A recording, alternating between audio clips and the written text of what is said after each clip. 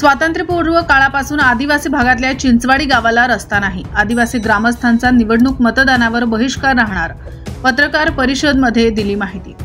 स्वातंत्र्य प्राप्तीला सुमारे 75 वर्ष पूर्ण होत असताना आदिवासी भागातल्या निंगणूर ग्रामपंचायत गट अंतर्गत असलेल्या चिंचवाडी गावाला अद्यापही रस्ता नसल्याने वैद्यकीय, शैक्षणिक व मूलभूत सुविधापासून दूर असल्याने अख्खं गावच आदिवासी समाजांचे असताना गावाला रस्ताच नसल्याचे संपर्कहीन परिस्थिती निर्माण झाल्याने जिल्हा परिषद विभागांकडून रस्ता मंजुरी मिळाली असे सांगण्यात येते। मंजुरी प्राप्त रस्ता आचारसंहिता लागण्यापूर्वी करावा, अन्यथा होऊ घातलेल्या विधानसभा निवडणुकीत कायम गावकऱ्यांचा बहिष्कार राहील, अशी निराधारात्मक तटस्थ भूमिका काँग्रेस ज्येष्ठ नेते माजी आमदार प्रकाश पाटील देवसकर यांच्या निवासस्थानी घेण्यात आलेल्या पत्रकार परिषदेमध्ये चिंचवाडी ग्रामस्थांनी निर्णय घेतला आहे। सन 2011 पासून चिंचवाडी ग्रामस्थ शासनाकडे रस्ता मागणीचे निवेदने, उपोषण आजपर्यंत सातत्याने करीत आले आहेत। मात्र वन विभाग किंवा अभयारण्याची कुठलीही अडचण नसताना या गावाला वंचित ठेवलं जात आहे। फक्त रस्ते मंजूर झाले म्हणून समज काढण्यात येते, मात्र प्रत्यक्षात कामे होत नाही। याबद्दल माजी आमदार प्रकाश पाटील देवसकर यांनी याबाबत शासनाचा निषेध करीत खेद व्यक्त केला। या गावाला मूलभूत गरजांपासून वंचित ठेवले तर लवकरच या प्रश्नी चक्काजाम आंदोलन छेडलं जाईल, असा इशाराही गावातील नागरिक यांच्या समवेत माजी आमदार प्रकाश पाटील यांनी दिला। या पत्रकार परिषदेला माजी आमदार विजय खडसे, माजी जिल्हा परिषद अध्यक्ष रमेश चव्हाण, चिंचवाडी नागरिक सुरेश खंदारे, पांडुरंग तडसे, हरिदास खंदारे, परमेश्वर भोयाळ, श्रावण खंदारे, मारुती मेंढके, माधव शेळके, मारुती गव्हाळे, राजाराम कपाटे, पांडुरंग टारपे, उत्तम हाडे, नामदेव टारपे यांच्यासह गाव नागरिक उपस्थित होते। या आशयाचे निवेदन सुद्धा उपविभागीय अधिकारी, तहसीलदार व संबंधित जिल्हा परिषद यांना निवेदन देण्यात आले। माजी आमदार प्रकाश पाटील देवसरकर आहेत।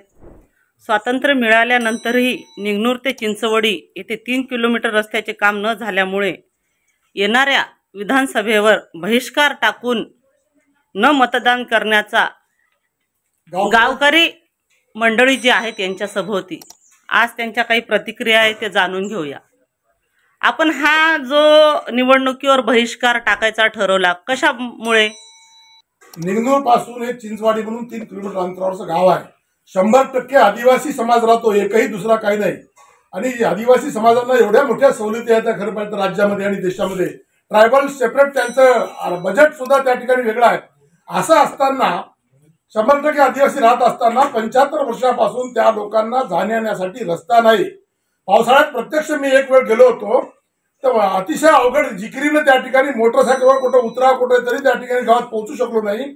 आज लहान लहान लेकरं त्या ठिकाणी शाळेत जायचे आहेत। यांच्या पहिलेच आदिवासी समाजात शिक्षण शिकत नाहीत पोरं, आणि शिक्षण 3ऱ्या 4थ्या वर्गापर्यंत त्या ठिकाणी शाळा आहे। पुढचं शिक्षण शिकवायचं म्हणजे कोणा पहिले पाठवायचे मुलं, लहान लहान लेकरं कोणाचा भरोशावर पाठवायचे, अशी बिकट अवस्था आहे। आणि म्हणून लोकांनी निर्णय घेतला। मी 2-4 वेळेच्या गावामध्ये गेलो होतो, हे 2-4 वेळ माझ्याकडे एकदा गावात गेलो होतो, आणि त्यांनी निर्णय घेतला की पाटील साहेब म्हणजे तुम्ही जरी काही म्हणले आम्हाला तरी आता आम्ही निवडणुकीवर बहिष्कार टाकतो। कशासाठी मतदान करायचं? 15-20 वेळा आतापर्यंत आम्ही आमदार निवडून देत आलो। आम्ही अनेक विधानसभा झाल्या, जर आमचं कामच होत नसेल तर मग सिक्केत कशाला मारायचे? आज आपल्या समोर चिंचोली इथले गावकरी मंडळी आहेत, तुमची काय प्रतिक्रिया?